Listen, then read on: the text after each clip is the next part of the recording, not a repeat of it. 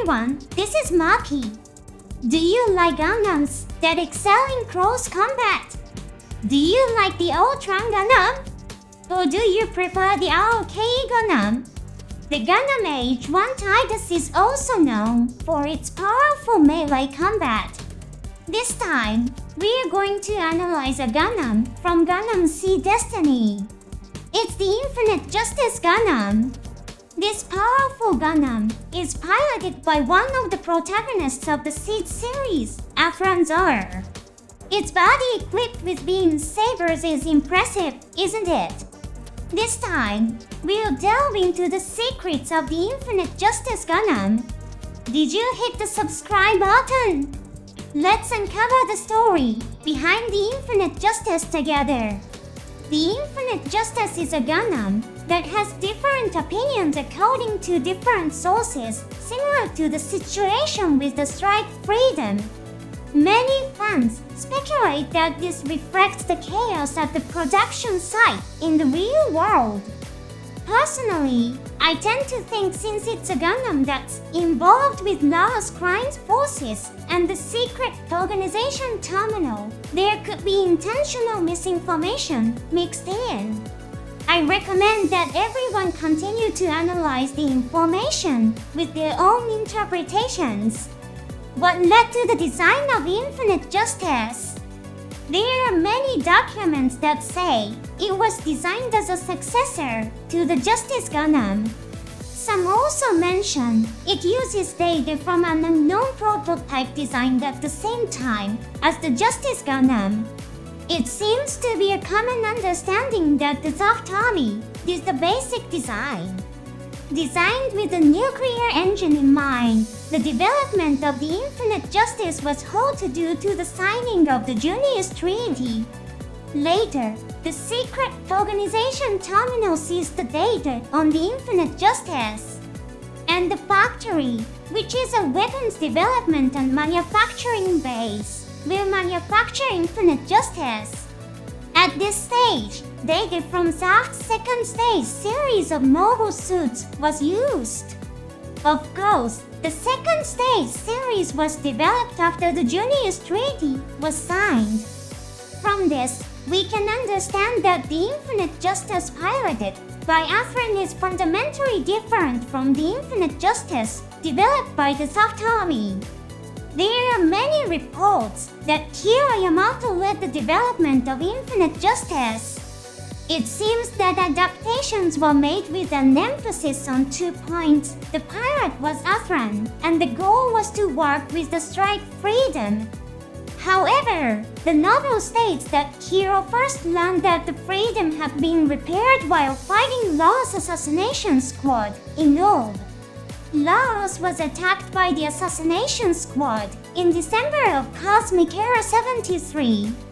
The final battle for the Space Fortress Messiah is listed as an event of Cosmic Era 74. The exact date of the war's end is unknown. The exact date and time of the completion of Infinite Justice is unknown. The dates of Zaft's invasion of Orb and the operation to control Requiem are also unknown.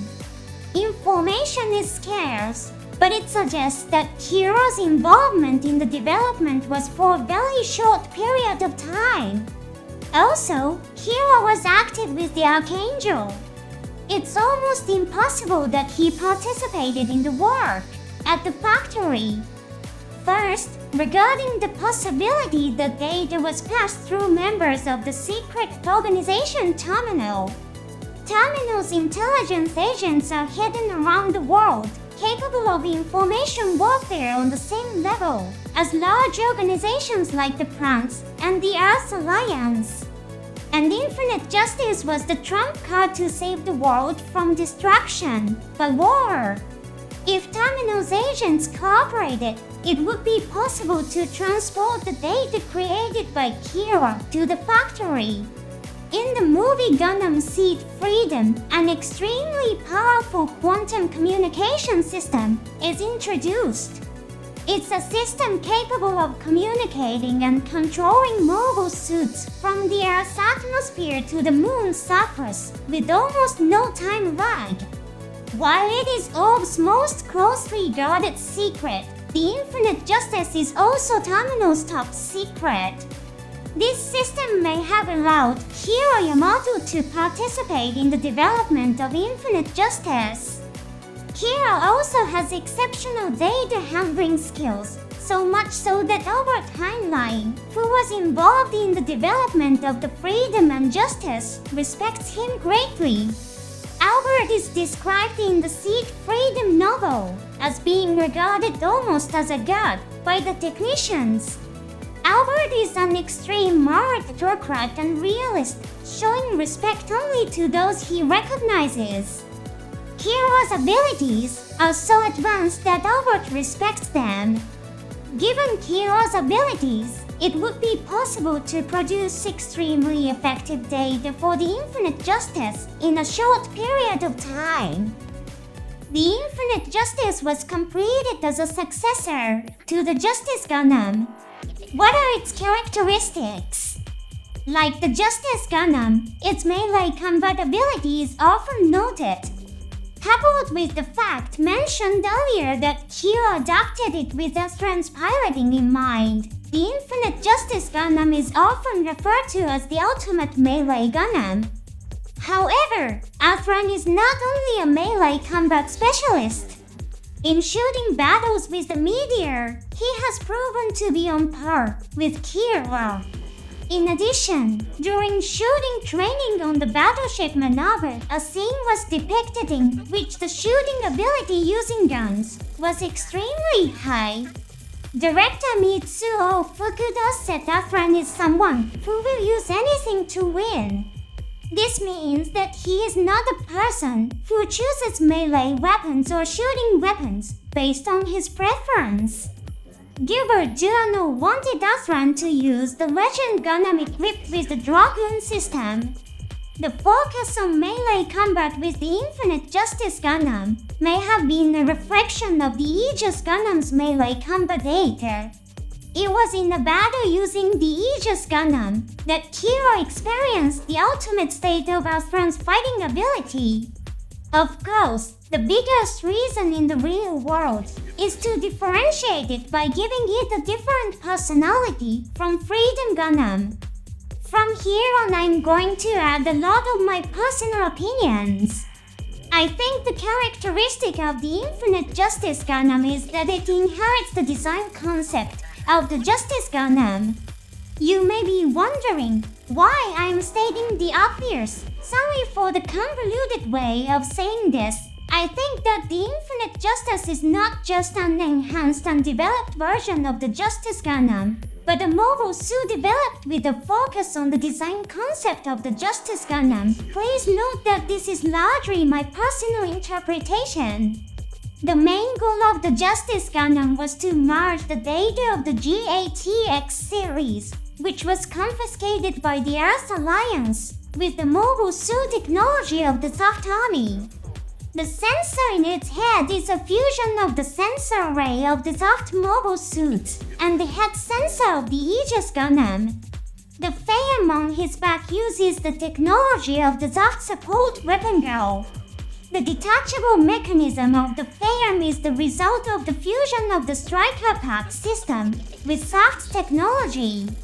The Justice Gundam is also known as an equipment switching assault mobile suit, a classification that is heavily influenced by the Striker Pack. If you look closely at the body of the Justice Gundam, you can see that it is very similar to the gates. A key feature of the design of the Justice Gundam is that it is a powerful mobile suit that applies existing technology. The Infinite Justice is an extremely powerful mobile suit, comparable to the Strike Freedom Gundam. However, most of its equipment is based on existing technology. It does not have the new Dragoon system that was on the Strike Freedom. The Dragoon system is a very powerful weapon, and it wouldn't be strange if Athrun could use it if it was equipped. Gilbert Giuliano analyzed Athrun's attitude and was about to give him the Legend Gundam equipped with the Dragoon system. Also, he is not equipped with the new Voyager Lumiere propulsion system, which does not use fuel. Why the Infinite Justice wasn't equipped with the Voyager Lumiere isn't clear. No documents have been found to explain this. It may simply be that Voyager Lumiere was very expensive to equip. Voyager Lumiere is a very advanced technology. It's a device that uses technology developed by the civilian organization DSSD. It's a propulsion system that uses a completely different principle than traditional fuel-based engines. In the scenes where the Destiny Gundam and the Infinite Justice clashed, the Destiny with Voyager Lumiere had moments where it overpowered the Infinite Justice. Why wasn't the Infinite Justice equipped with this powerful technology? If the Infinite Justice was designed with the philosophy of using conventional technology, then Voyager Lumiere would be inappropriate equipment. Maybe that's why it wasn't equipped. Prioritizing the use conventional technology philosophy is not just a fixation of the engineers. Weapons with ample operational records, and they are expected to be stable. A powerful weapon is not enough if it only has the power to win on the battlefield. Smooth maintenance and replenishment to ensure consistent performance are also crucial elements. And there are weapons in the Seed series with the setting of ensuring stable operation by using conventional technology. That would be the GATX series.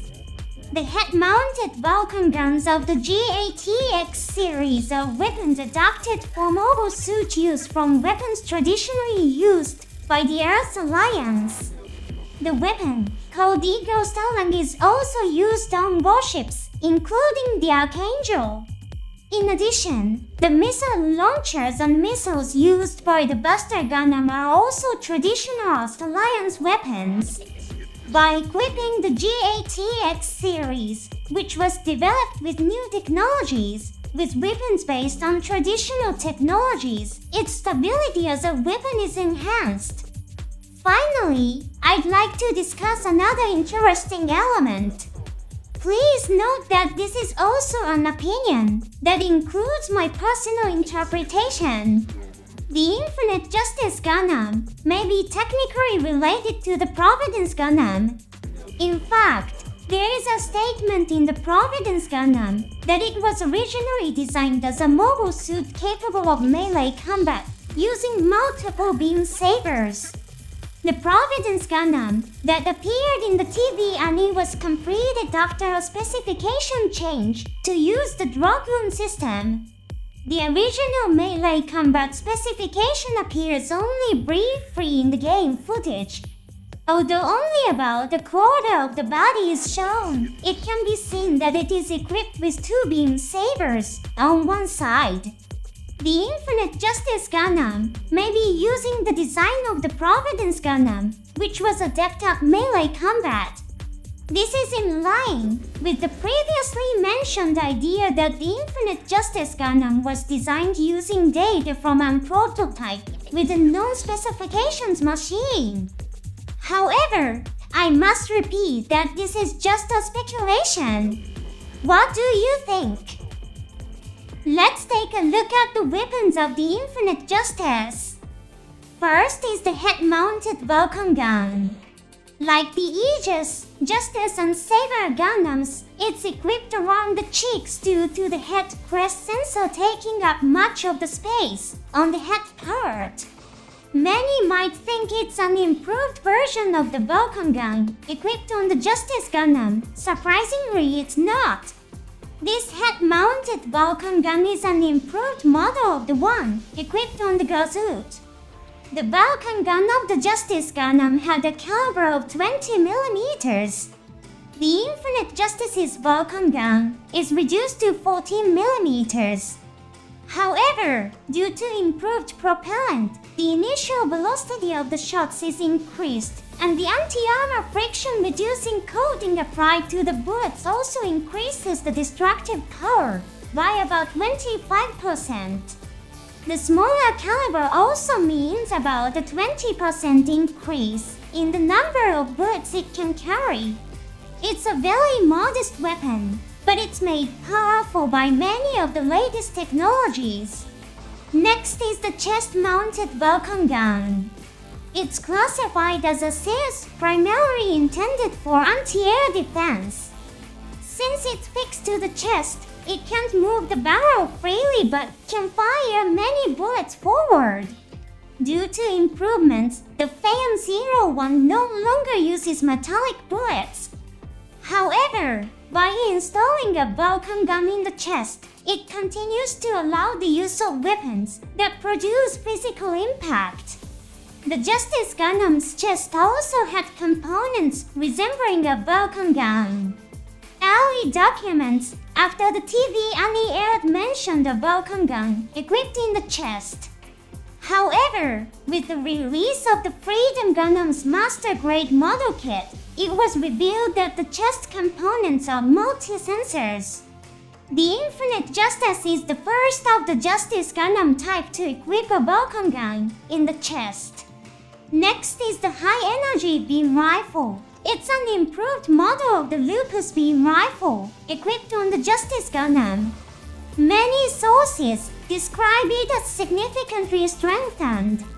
A major feature is the elimination of the foregrip used to hold the beam rifle with both hands. Also, unlike the Strike Freedom's beam rifle, it doesn't feature a linking mechanism.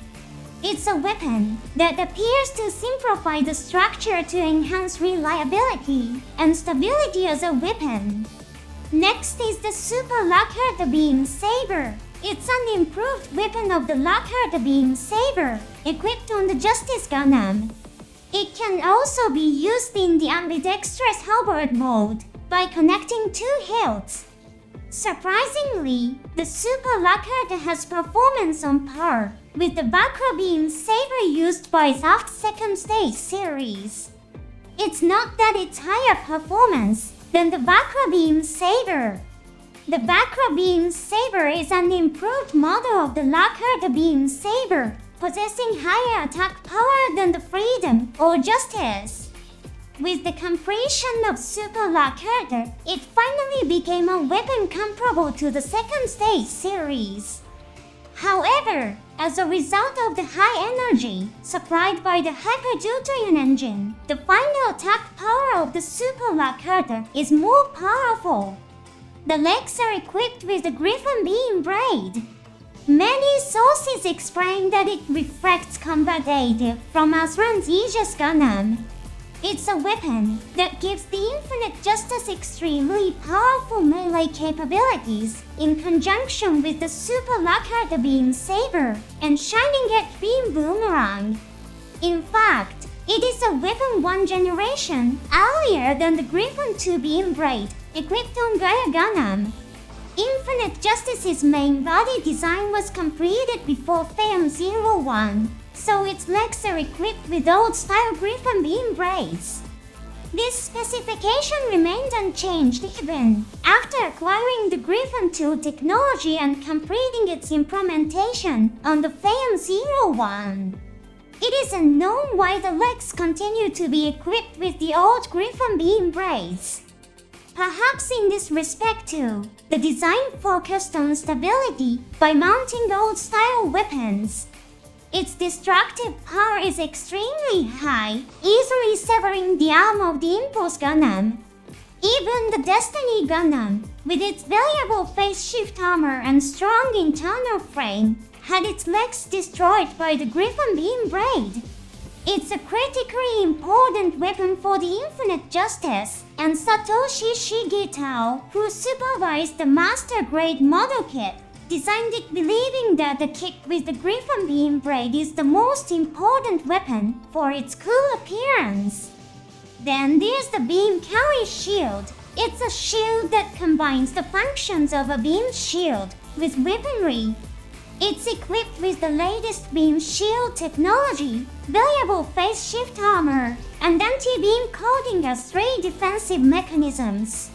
Interestingly, the settings might have been changed in the latest visuals. When it appeared in Seed Destiny, there were scenes where the shield deployed phase shift armor. However, in the movie Seed Freedom, it was red even before deploying phase shift armor. Of course, this is based on visuals from the movie's release, and it could simply be a production mistake. There's a scene where the arm severed by the Black Knight Squad Shiva is phase shift down, but in another scene, it's on the ground with phase shift armor deployed. When the Blu-ray disc is released, let's check how the beam carry shield is portrayed. The beam carry shield is equipped with 2 weapons. The first is the Shining Edge Beam Boomerang. It is a weapon that manipulates orbit by interfering with space with a beam blade and can be used as a boomerang even in the vacuum of space. Not only can it be used as a beam boomerang, but it can also be used as a beam saber when attached to the shield. The beam blade has a very high power, powerful enough to destroy the palm fire on the palm of the Destiny Gundam and then destroy its wings as well. In the Justice Gundam, the beam boomerang was mounted on the shoulders. The Infinite Justice, however, has thrusters on its shoulders. While the Justice Gundam was a special model mobile suit, developed as an official weapon for the Soft Forces, the Infinite Justice Gundam was developed specifically for Athrun as his personal mobile suit. The main difference between the Justice and the Infinite Justice is the design of the shoulders. In fact, adding thrusters to the shoulders as a castellation is a technique often used in the Seed series for mobile suits intended for ace pilots. The Blue Frame Secondel, an upgraded version of the Gundam S3 Blue Frame, and the Strikey, an upgraded version of the Stry Gundam, both have thrusters added to the shoulders to keep up with the pilot's maneuvering skills. This addition of thrusters to the shoulder area indicates that the Infinite Justice is intended as a mobile suit for an ace pilot. This is why the beam boomerang is mounted on the shield. The second weapon is the Grapple Stinger. It's a wire-like anchor that can be thrown at an enemy for an attack or used with its equipped claw to grab opponents. It wasn't a weapon that stood out much in the TV anime. However, it plays a significant role in the comic version. I'm thinking of making a special program to introduce the final battle between the Destiny Gundam and the Infinite Justice Gundam in the comic version. Let's also take a look at the powerful equipment, the Photon 01. It is the successor of the Photon 00 that was used in the Justice Gundam. Its wings have been enlarged and it is equipped with numerous beam sabers. The power of the engines was also increased, making it a more powerful weapon than the previous Photon. Meanwhile, weapons that used metal bullets and took up a lot of internal space have been eliminated, although not used in the anime. There is also a handle on the bottom that the mobile suit can grab onto. What are the weapons? First, there is the Hyper Fortis Beam Cannon. It is an improved weapon of the Fortis Beam Cannon of the Justice Gundam. There are different opinions about this weapon. Some say that it is a successor to the Super Fortis of the Saber Gundam, while others believe that it is an older model than the Super Fortis. Its model number is MA6J and the weapon equipped on the Saber Gundam is MA7B. Looking at the numbers, it seems to be an older weapon than that of the Saber. One could interpret that both opinions are correct if one considers that it is an older weapon than the Fortis of the Saber, modified with factory technology.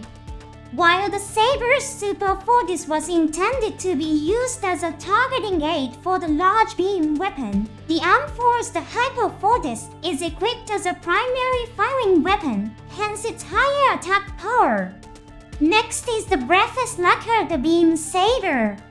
This is a weapon that many fans misunderstand. It is a beam saber in the same position as the hyper force. Breathless means short in Latin. The barrel of the hyper force rotates to expose the output section of the beam saber. Note that this is not a system where the beam saber is emitted from the barrel like the one used in the Zeta Gundam. When making models, this is an important part. It's a very modest mechanism, so it's often overlooked in figures and model kits. Please take this opportunity to remember the Breathless Lacquer. Next is the Griffin 2 Beam Braid. It is exactly the same weapon as the one used in the Gaia Gundam. Combined with the ultra-high-speed flight of the photon, it can also cause considerable damage to battleships. The next weapon is the anti-armor knife.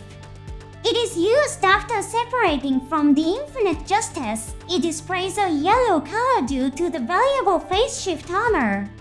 Also on the bottom is the Super Lacquer Beam Saber. The simultaneous use of these melee weapons allows for the destruction of the main engines of the battleship maneuver. There are many analyses suggesting that data from the Aegis Gundam was used, focusing on the fact that the Infinite Justice is equipped with beam sabers on its legs. In fact, the Photon 01 may have inherited the concept of the Aegis Gundam. First, a note.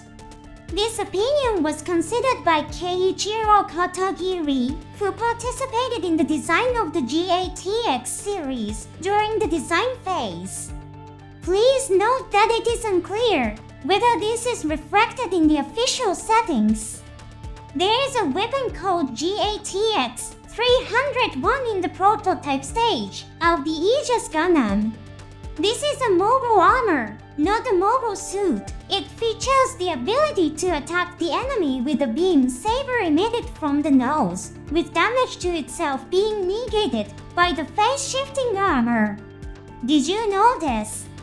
The Photon 01's method of attack is exactly the same as the GATX 301's tactics. Considering these elements as a whole, the Infinite Justice is not only the successor to the Justice Gundam, but also to the Aegis Gundam. It can be said to be the culmination of the mobile suits Athrun piloted in the past. It was a Gundam with a similar concept as Kiro's Strike Freedom.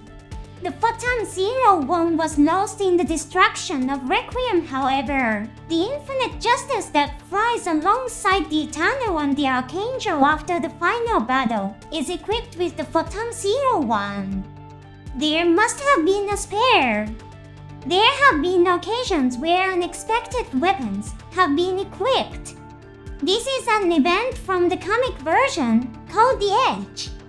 It's the final showdown between the Destiny Gundam and the Infinite Justice.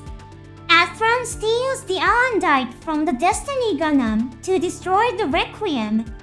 Then he throws the Arendite to destroy the Requiem. In this scene, Infinite Justice successfully outputs the R&D beam braid. This tactic was possible because the opponent was the Destiny Gundam. If Infinite Justice's opponent is a mobile suit from the Earth Alliance, this tactic cannot be used. Actually, the Zaft Army's mobile suits have an interesting setting. The weapons used by Zaft's mobile suits are designed by enlarging the weapons used by humans to the size suitable for mobile suits. As a result, mobile suits can activate weapons with their fingers. The Gungear, a weapon of mass destruction used in Seed, was also activated by the finger of a mobile suit. On the other hand, the weapons used by the Earth Alliance and all were activated by connecting a connector on the palm of the hand, which then releases the safety. The Gundam Stray Gold frame is equipped with a connector that can use the GU weapon equipment of the Earth Alliance. The Arendite is a weapon of the Soft Army, and Athrun was familiar with the specifications of the soft weapons. That's why he was able to use the Arendite. This is similar to how the Stray Gundam was able to use the shotgun in Seed. Finally, the Infinite Justice can also equip the Meteor. An interesting aspect is that the new type of nuclear engine allows the use of a much larger beam saber. Although not shown in the anime, during the Seed era, Kira and Athrun accidentally used the beam saber at more than 3 times its power during Meteor training, causing a power failure. At the time, there was an incident in which they destroyed the wreckage of an abandoned colony. Thanks to the Infinite Justice's powerful engine, a high-powered saber capable of destroying Requiem's relay stations could be used normally. Let's take a look at the achievements of the Infinite Justice. Perhaps the most notable is the confrontation with the Destiny Gundam. It's also one of my favorite scenes. Because it's such a popular scene, I'm thinking of making a separate program dedicated to the showdown with the Destiny Gundam. For now, let's focus on a scene that may seem modest but played a crucial role. It's the scene where it first appears entering the atmosphere with Lars crying in the cockpit. Atmospheric entry is an extremely difficult maneuver. If the mobile suit isn't up to snuff, it could explode, and it requires a great deal of skill on the part of the pilot. Why would Lars perform such a dangerously daring act? Even with Kira's support, it's dangerously risky. The purpose was to avoid an assassination attempt by Chairman Duano. Lars' decision to use a mobile suit to enter the atmosphere was so bold that no one could have predicted it. Duano was visibly shocked when Lars appeared on the broadcast. This was a necessary action in order to escape beyond Duano's prediction. It's unclear how much Lars was actually flying. Kira may have prepared atmospheric entry software in advance.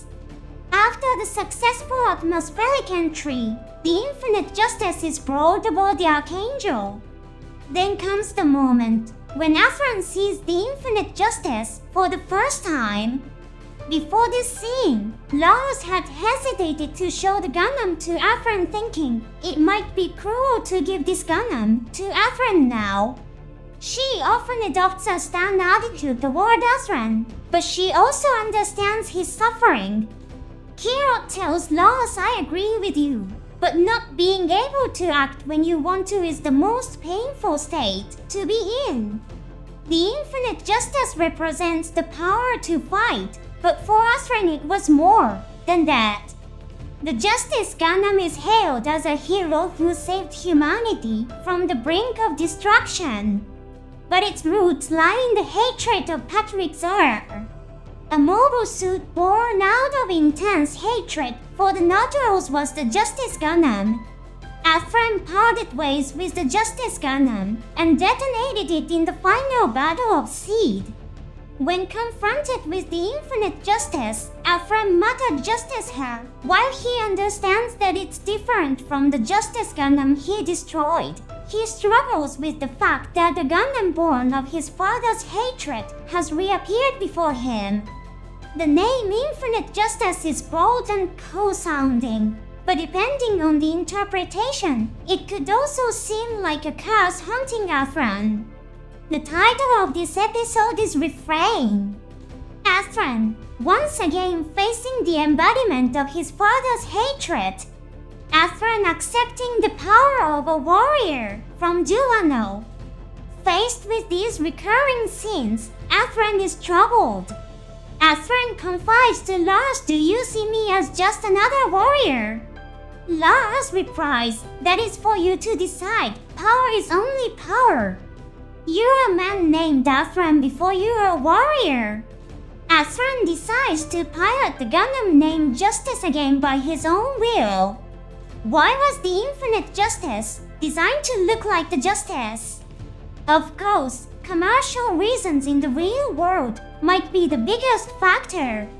In the story, it could symbolize the resurrection of the hero of the previous war. However, if there was a chance that Athrun would be tormented by the presence of the Justice, there might have been a way to make his appearance different. In fact, the mobile suit DJ that appears in Zeta Gundam has a mechanism to change its head to that of a Gundam type. It was meant to symbolize the heroic return of Admiral Ray, who once again piloted a Gundam. However, Kaishi Den, Admiral's former comrade, thought it would be better for Admiral to escape the curse of Gundam for a while and completed it with a non-Gundam type mono-eye head. Lars may have believed that Athrun could overcome the troubles and suffering associated with the entity called Justice on his own. A presence that brought a different development to the story than Admiral Ray. This could be the Infinite Justice. The Infinite Justice was originally given a different name during the planning stage. It was Knight Justice Gundam. This is reminiscent of the scene where Mary Alla refers to Athrun as the Red Knight to the crew of the Archangel. This name was not adopted, and later a mobile suit named Gundam Justice Knight appears in the work, will divers realize. In addition, a companion named Gundam Freedom Knight appears in Captain Zeon's project, presented on the website. Which weapon of the Infinite Justice Gundam do you like? It looks so cool, with its many beam sabers. The simple beam rifle is also a very attractive weapon. Please think about the breathless knocker, the beam saber. Now that you've gotten to know the Infinite Justice Gundam, I'm sure you'll be able to control it well. Press the submit button to start the engine, press the like button to activate the phase shift armor, and press the bell button to ignite the engines. Your target is the giant beam cannon, Requiem. The Destiny Gundam and the Legend Gundam have been launched to destroy you. I wish you luck. See you in the next program.